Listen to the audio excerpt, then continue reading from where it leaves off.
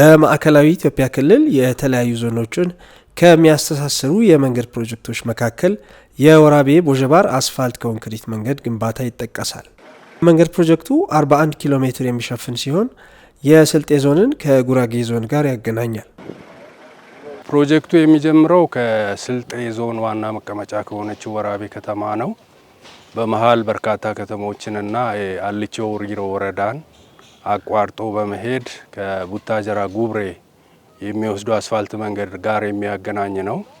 ይህም ወደ ጉራጌ ዞን ወደ ወልቂጤና ወደ ሌሎች ከተሞች የሚሄዱ መንገደኞችን በአቋራጭ የሚያገናኝ መንገድ ነው። ከመንገድ ወሰን ማስከበር እንዲሁም ከግንባታ ቁሳቁስ እጥረት ጋር የተያያዙ ችግሮች ፕሮጀክቱ በተያዘለት ፍጥነት እንዳይከናወን መሰረታዊ ችግሮች እንደነበሩ ተገልጿል። ፕሮጀክቱ የተጀመረው እንደ አውሮፓ አቆጣጠር መስከረም 25 2023 ሲሆን ለግንባታው የተያዘለት ጊዜ 2 ዓመት የነበረ ቢሆንም በተያዘለት የጊዜ ገደብ ውስጥ ሊጠናቀቅ አልቻለም። በርካታ ምክንያቶች ቢኖሩም በዋናነት የወሰን ማስከበር ችግር እንዲሁም ደግሞ እንደ አስፋልት ፕላንትና ክረሸር የመሳሰሉ መሳሪያዎች በብልሽት ምክንያት ለረጅም ጊዜ በመቆማቸው የፕሮጀክቱ አፈጻጸም ተጎድቷል ማለት ነው። የራይት ኦፍ ዌይ ችግር ነበረ፣ አሁን ተፈቷል። እንዲሁም የገጥሞን የነበረው የነዳጅ ችግር ነበረ። እሱም በተመለከተም 2 አቅራቢዎችን አዘጋጅተን በተቻለ መጠን የነዳጅ መቆራረጡንም ፈተን ስራውን በተያዘለት ጊዜ ሰሌዳ መሰረት ለመጨረስ እየሰራን ነው ያለነው። አሁን ላይ ተቋማችን ከባለድርሻ አካላት ጋር ባደረገው ሰፊ ጥረት ችግሮቹን መቅረፍ በመቻሉ የፕሮጀክቱን አጠቃላይ አፈጻጸም 75 በመቶ ማድረስ ተችሏል። ከባለድርሻ አካላት ጋር በቅንጅት በመስራትና በተደረገ ርብርብ በአሁኑ ሰዓት እነዚህ ችግሮች ሙሉ በሙሉ ተቀርፈው ፕሮጀክቱ መልካም አፈጻጸም ላይ ይገኛል። አፈጻጸሙም በአሁኑ ወቅት 75 በመቶ ላይ ደርሷል። እስካሁን ባለን አፈጻጸም 14 ኪሎ ሜትር የሚያክል አስፋልት ስራ ሰርተናል። ሰቤዝ ከ30 ኪሎ ሜትር በላይ ሰርተናል። እንዲሁም አሁን ላይ ያለነው ቤስ ኮርስ እያነጠፍን ነው። አጠቃላይ የመሬት ስራውን ስናይ ከ100% አካባቢ በሚባል ደረጃ እየተጠናቀቀ ያለበት ሁኔታ ነው ያለው። በአሁኑ ወቅት የተመዘገበውን መልካም አፈጻጸም አጠናክሮ በማስቀጠል በቀጣይ ዓመት ታህሳስ ወር ይጠናቀቃል ተብሏል።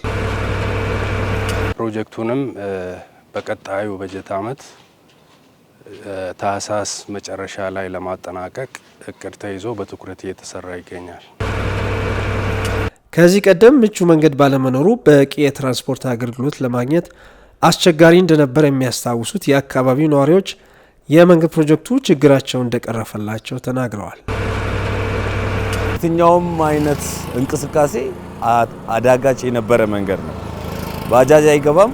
የትኛውም አይነት እዚህ አካባቢ ላይ ብዙ ማህበረሰብ ሰፍረዋል። እንደምታዩት የከተማው 40 በመቶ በሚባል ደረጃ ከዚህ ወደዚህ ነው የሚኖረው እና ምንድነው የትኛውም የትራንስፖርት አገልግሎት አያገኝም ነበረ።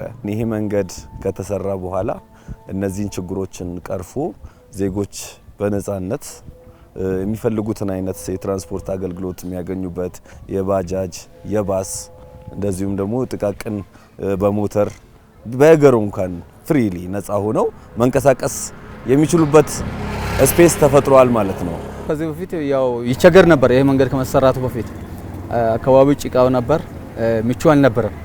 ይሄ መንገድ ከተጀመረ ወዲህ ያው ጥሩ ነው። ህብረተሰቡ ገብቶ መውጣት መሰረተ ልማትን በቂ ሁኔታ የማግኘት እድሉ እየሰፋ እየሄደ የሚል ተስፋ ነው የሚል ነገር።